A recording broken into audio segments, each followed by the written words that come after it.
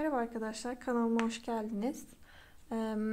Bugün sizle şu tatlı papatya tokanın yapımını paylaşacağım. Ama tabanını paylaşmayacağım. Çünkü tabanını demin video çektim. Bir önceki videoda bu şekilde taban yaptım. Üzerine sadece papatyayı ve yapraklarının işlemesini yapacağım. Çoğunuz bunu yapmayı biliyorsunuzdur ama bilmeyenler bana yazıyor. Onlar için çekmek istedim. Çok uzun bir video olmayacak zaten. Yapımı oldukça basit bir toka. Şöyle hemen kullandığım ipleri göstereyim. Bu tomurcukları için, ortasındaki tomurcuklar için hardal sarısı bir punch ipi kullandım. Bu papatyası için ekru rengi Alize Cotton Gold ipi. Yaprakları için yeşil punch ipi kullandım yine. Hemen önce papatyasını yapalım. Bunun için ekru ipimi alıyorum. Bu bilinen malum ekru ip, hep kullandığım ip. Ama yine de açıklamaya bırakırım numarasını. Hemen öncelikle papatyayı yapmak için bir sık iğne yapıyorum. Farklı renklerden yapmayacağım. Ortasını işleyeceğim için beyaz yapacağım. Ve sihirli halkayı dolduruyorum. Şöyle sihirli halkayı nasıl yaptığımı da göstereyim.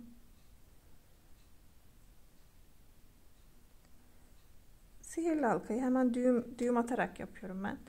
İpi düğüm şekline getiriyorum. Gördüğünüz tutuyorum sonra. Bu ipi sabitliyorum zincir çekerek. Şimdi sihirli halkanın etrafına 6 tane zincir çekeceğim. 2 3 4 5 6 6 tane sık iğne yapmış olacağım. Ve daha sonra bu ortasını kapatıyorum. Gevşettim. Sihirli halkamı sıktım ve yaptığım birinci sık iğnenin zincirine batıyorum ve birleştiriyorum ortadaki yuvarlağı. Şimdi ilk yaprağı yaparken 3 tane zincir çekiyorum ben. 1 2 3. Sonrakilerde bu 2 olacak. İlkinde 3 çektim. Sonra bir kere aynı yuvaya batarak 3 tane ikili trabzan yapacağız. Ve yaprağımız bu şekilde oluşacak. Bir tane zinciri doladım ve ilk yuvaya battım. Ve bir ikili trabzan yaptım. Sonra yine aynı yuvaya ikinci ikili trabzanı, sonra üçüncü ikili trabzanı yaptım. 3 tane ikili trabzan yaptım. 2 zincir çektim ve aynı yuvaya batarak birinci yaprağı bitirdim. Şimdi ikinci yaprağa geçeceğiz. İkinci yaprağı da sıradaki yuvaya batacağız. Şu an ekru olduğu için rengi pek görünmüyor olabilir. 1 2 zincir çektim. İpimi doladım tığıma. 2 defa da çıkarttım. Yine ikinciyi yapıyorum ve üçüncüyü yapıyorum. Yine 2 zincir çektim ve aynı yuvaya batarak ikinci yaprağı da tamamladım. Bu şekilde 6 tane yaprak yapacağız. 2 zincir çektim. Sıradaki yuvaya ikili trabzan yaptım. Sonra ikinci ikili trabzanı yaptım ve üçüncü ikili trabzanı yaptım. Sonra 2 zincir çekip dibine batıyorum. Yine 2 zincir çektim. Sıradaki yuvaya 1 2 ve 3 tane ikili trabzan yaptım. Yine 2 zincir çekip dibine battım. Bu dördüncü yapraktı. 2 zincir çektim yine. Bir kere doladım tığıma. Birinci ikili trabzanı yaptım. İkinci ikili trabzan ve üçüncü ikili trabzan.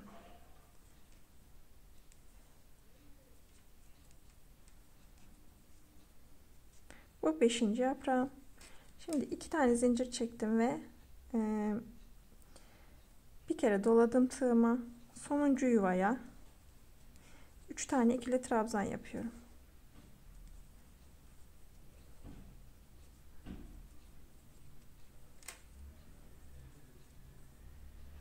Ve yine battım. Ve bitirdim. 6 tane yaprağı oluştu. İpimi gevşettim. Kestim. Bunu dibindeki yuvadan arkaya geçiriyorum. Daha sonra arka tarafta 2 ipi bağlıyorum.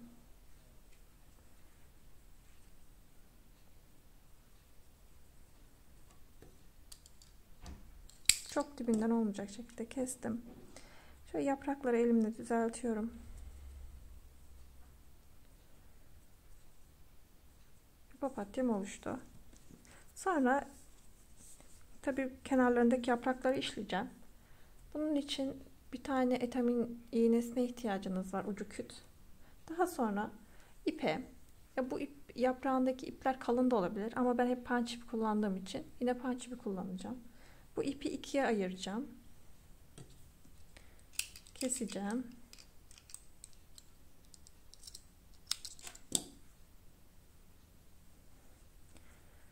Daha sonra ipimi ikiye ayıracağım.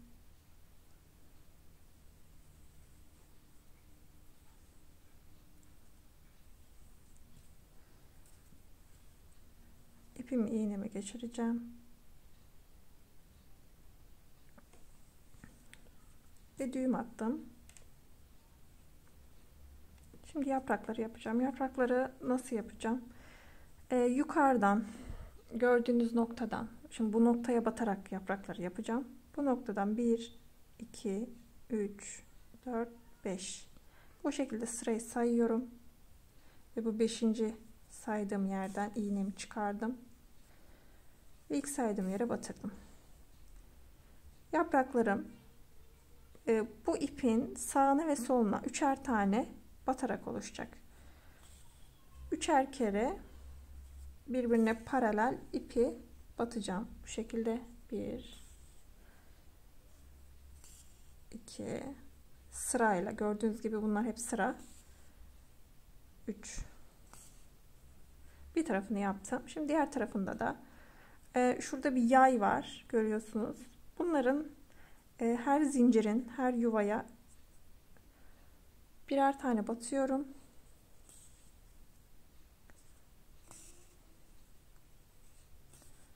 Yapraklarım oluşuyor. Evet. Bir tarafın yapraklarını oluşturdum. Şimdi arkaya geçiyorum. Öncelikle diğer tarafa da yapacağım. Şöyle ipi sabitleyeyim. Yine saydım yukarıdan 1, 2, 3, 4, 5. 5. burası. Tam ortasından battım birinci. Şimdi sağına ve soluna 3'er tane yapacağım.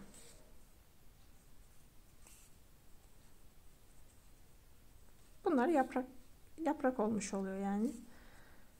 Renk katıyor modele. Ben hızlı hızlı yaptım ama. Evet. Arkada sabitleyelim.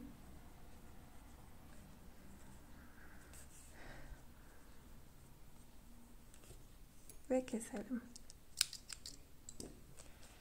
Şimdi papatyamızı nasıl yapıyoruz? Papatyamızı ortasına aslında bu tomurcukları yaparken dikeceğiz. İşlemlerini yaparken yapıştırmayacağız yani. Bunun için ortası için hardal sarısı bir ip kullanacağım. Bu hardal sarısının rengi çok güzel. Ben tomurcuklarda hep bunu kullanırım. Yani bu tür papatya tomurcuklarında. Ayçiçeğin yaprağında da aynı bu rengi kullanıyorum. Yine yeşil yaprakta yaptığım gibi ipi ikiye ayırıyorum.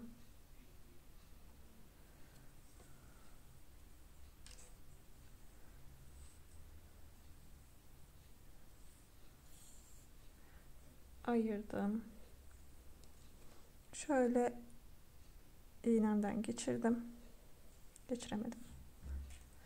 Çok kolay ayrıldığı için.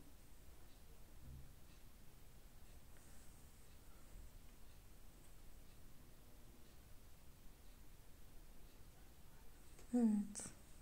Sonra arkasına düğümümü attım. Papatyayı ortasına yerleştiriyorum. Tam ortasına.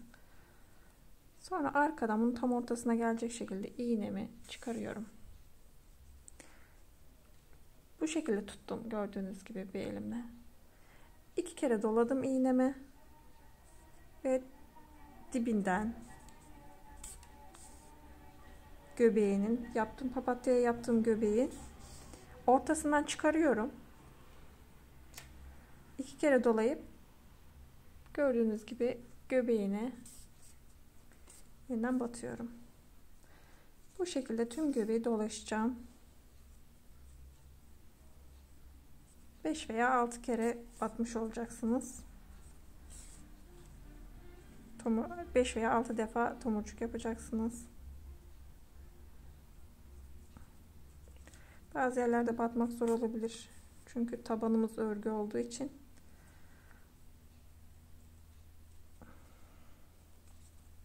Bazen zorluyor.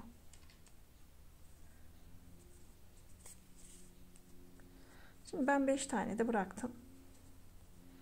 Gördüğünüz gibi oluştu. Papatyamız ve arkada bunu sabitliyorum.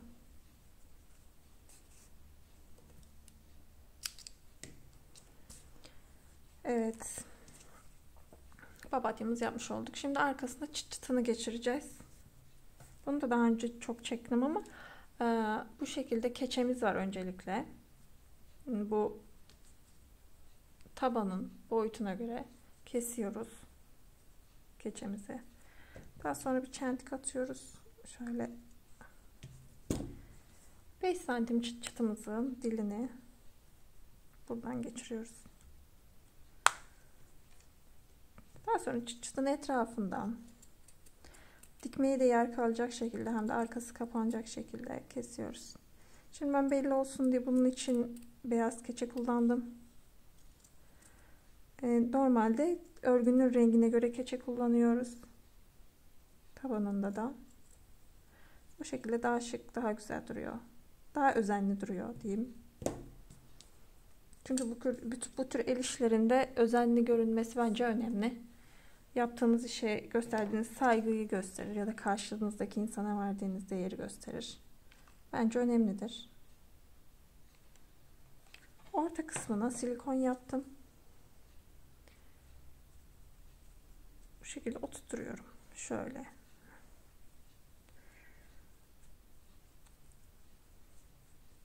Sonra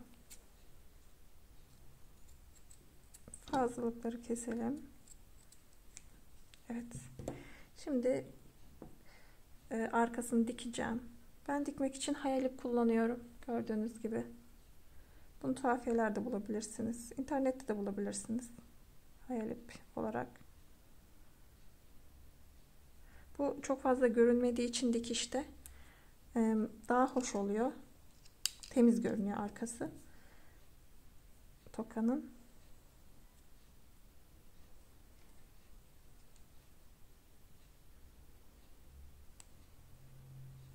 Düğümümü attım. Çok görünmüyor ama ekranda da hemen bir kere diktim. Şimdi sırayla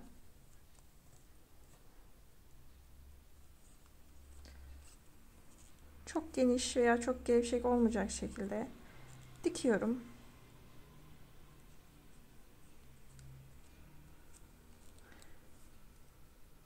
Örgünün şeklini de bozmayacak şekilde dikelim. Örgünün şeklini yani çok sıkarsanız ipi mesela örgünün şekli bozulur. Çünkü sonuçta o da yumuşak bir ip. Üstündeki ördüğümüz ip.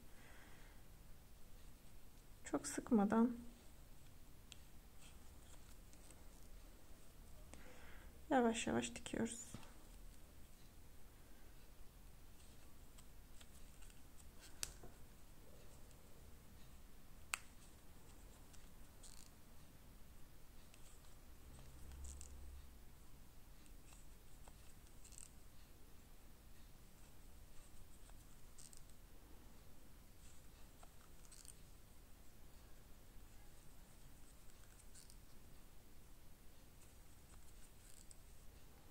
Bunu silikonla da yapıştırabilirsiniz isterseniz dikmeden. O şekilde tabii yıkandıktan sonra deforme olması daha kolay. Diktiğinizde yıkarsanız toka deforme olması daha zor. Pardon. Daha uzun yıllar kullanabilirsiniz.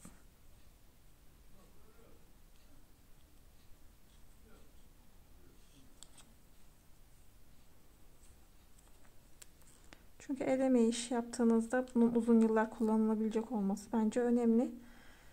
Bir defa veya iki defa kullanılmamalı. Yıllarca kullanılmalı. Evet, bitti, diktim. Gördüğünüz gibi arkasında. Önde bu şekilde görünüyor. Papatya tokamı da bitirmiş oldum. Bu dediğim gibi çok basit bir model ama tatlı bir model.